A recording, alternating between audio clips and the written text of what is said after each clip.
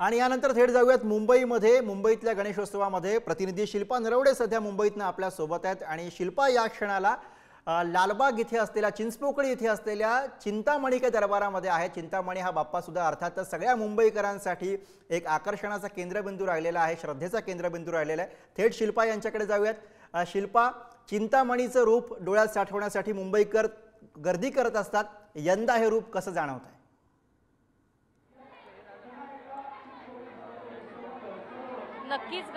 नक्कीच गुरु, चिंतामणीचं हे गणपती बाप्पाचं रूप पाहण्यासाठी गणेश भक्त हे मोठ्या संख्येने इथे एकवटलेले पाहायला मिळत आहे। आपण पुढारीच्या माध्यमातून प्रेक्षकांना दाखवू शकतो, चिंतामणी या वर्षी श्रीकृष्णाच्या रूपात अवतरलेला आहे आणि या बाप्पाचं आगमन मोठ्या थाटामाटात झालं। अगदी तशाच प्रकारे विराजमान देखील बाप्पा तशाच प्रकारे झालेले आहेत।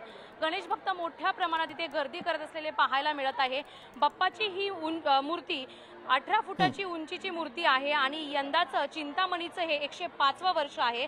यावर्षी बाप्पाच्या मूर्तीला सोन्याचा मुकुट पाहायला मिळत आहे, चांदीचा हार असेल तसेच वेगवेगळ्या प्रकारची मूर्ती सजवण्यात आलेली आहे आणि हे बाप्पाचं देखणं रूप डोळ्यात एकवटण्यासाठी तसेच गणेश भक्त एकवटलेले आहेत। आणि या गणेश भक्तांनी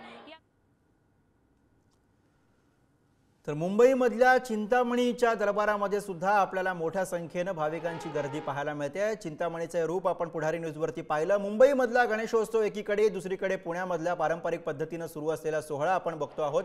शंखनाद केला जातोय, पारंपरिक पद्धतीनं बाप्पाचं आगमन या ठिकाणी होत आहे, बाप्पाचं स्वागत केलं जात आहे। मोठ्या संख्येनं पुण्यामधली तरुणाई आपल्याला पुण्याच्या रस्त्यावरती उसळल्याचे चित्र पाहायला मिळतं। तर दुसरीकडे मुंबईमधलं चिंतामणीचं हे रूप, मुंबईकरांचा लाडका चिंचपोकळीचं चिंतामणी आपल्या टेलिव्हिजन स्क्रीनच्या डाव्या बाजूला आपण पाहतो आहोत। मुंबईमधनं ही लाईव्ह दृश्य आहेत, चिंतामणीच्या दरबारामधली दृश्य आहेत। चिंचपोकळीचं चिंतामणी मुंबईकरांचा लाडका असा, मुंबईकरांच्या जुन्या मंडळांपैकी एक असलेला हा चिंतामणी बाप्पा आपण बघतो आहोत। पुढारी न्यूजच्या माध्यमातून मुंबईमधली दृश्य एकीकडे आणि दुसरीकडे पुण्यामधला पारंपरिक गणेशोत्सव आपण अनुभवतो आहोत। आगमन सोहळा या ठिकाणी होते आणि ढोल ताशाचं पथक या ठिकाणी आपल्याला पुण्याच्या रस्त्यावरती दिसतंय।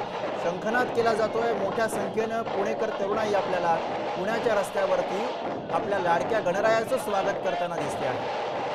मुंबई आणि पुणे दोन ठिकाणचा गणेशोत्सव पुढारी न्यूजच्या माध्यमातून आपण लाईव्ह पाहतो आहोत।